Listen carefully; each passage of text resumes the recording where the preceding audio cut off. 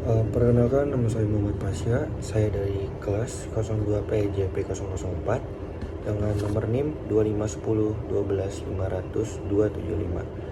Di sini saya akan membahas tentang kelompok 4. Yang pertama itu ada keterampilan mengajar. Keterampilan mengajar adalah sekumpulan keterampilan yang harus dimiliki oleh seorang guru agar mereka dapat melakukan pekerjaan mereka secara profesional, efisien, dan efektif. Keterampilan ini mencakup kemampuan merencanakan, melaksanakan, serta mengevaluasi proses pembelajaran sehingga tujuan pendidikan dapat tercapai secara optimal.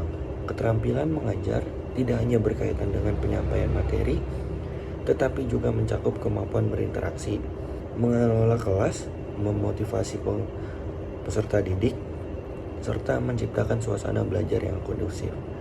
Keterampilan mengajar biasanya didefinisikan sebagai kemampuan yang dimiliki oleh guru selama proses pembelajaran untuk membantu siswa memahami materi, mengembangkan potensi mereka, dan mengembangkan sikap dan karakter yang positif. Keterampilan ini diperoleh melalui pendidikan, pengalaman, dan refleksi yang berkelanjutan. Dalam teori pembelajaran modern, kemampuan mengajar tidak lagi dipandang sebagai sekumpulan acara yang melainkan sebagai suatu seni yang menghubungkan pengetahuan, kemampuan berkomunikasi, dan psikologi pendidikan. Guru yang sudah terampil dalam mengajar bisa memahami kondisi kelas, menyesuaikan cara mengajarnya dengan kebutuhan siswa, dan mendorong siswa untuk belajar sendiri. Selanjutnya di sini ada prinsip-prinsip keterampilan mengajar. Keterampilan mengajar diperlukan selama proses pembelajaran agar pelaksanaannya terarah dan mencapai tujuan yang diharapkan. Prinsip-prinsip ini berfungsi sebagai pedoman bagi guru dalam merancang, melaksanakan, dan mengevaluasi kegiatan pembelajaran. Prinsip-prinsip keterampilan mengajar juga dimiliki landasan atau pedoman dasar yang digunakan oleh guru dalam melaksanakan akan kegiatan proses pembelajaran berlangsung secara efektif, efisien, sistematis, dan mampu mencapai tujuan pendidikan yang telah ditetapkan. Prinsip-prinsip ini membantu guru dalam merencanakan, melaksanakan, dan mengevaluasi pembelajaran sehingga siswa dapat memahami materi dengan baik serta berkembang secara optimal, baik dari aspek kognitif, efektif, maupun psikomotor. Selanjutnya ada prinsip kesesuaian. Prinsip kesesuaian merupakan salah satu prinsip yang sangat penting dalam kegiatan pembelajaran. Prinsip ini menekankan bahwa setiap komponen yang terdapat dalam proses pembelajaran harus saling berkaitan dan mendukung tercapainya tujuan pembelajaran. Materi yang disampaikan, metode pembelajaran yang digunakan, media pembelajaran, serta sistem pembelajaran atau evaluasi. Media pembelajaran serta sistem pembelajaran atau evaluasi. Apabila satu komponen tersebut tidak selaras dengan komponen lainnya, maka proses pembelajaran dapat menjadi kurang efektif sehingga tujuan pembelajaran tidak lagi tercapai secara maksimal. Dalam konteks pendidikan masa kini, prinsip kesesuaian tidak hanya berkaitan dengan hubungan antar komponen pembelajaran, tetapi juga harus mempertimbangkan karakteristik peserta didik.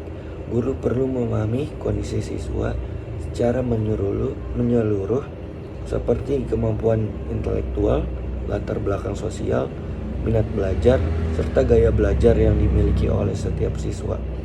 Dengan memahami kondisi siswa yang secara menyeluruh seperti kemampuan intelektual, latar belakang sosial, minat belajar, serta gaya belajar yang dimiliki oleh setiap siswa.